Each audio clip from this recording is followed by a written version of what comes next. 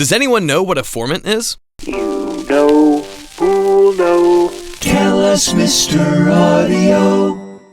Gunnar Michael Fant, an electrical engineer and one of the pioneers in the area of speech synthesis, defined formants as the spectral peaks in the sound spectrum of the voice. It can also refer to an acoustical resonance in a human voice.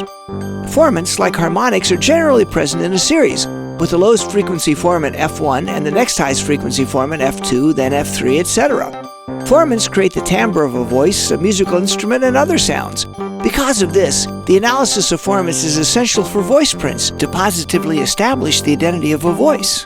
Generally, the formant relationship will be shifted whenever the audio is pitch shifted, resulting in a drastic change in timbre. For example, when a voice is pitch shifted 1 octave, it sounds cartoony, like the chipmunks.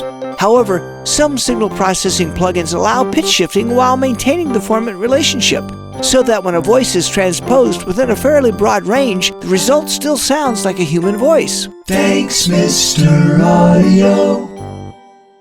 For more interesting facts about sound, visit Mr. Audio at soundimages.com.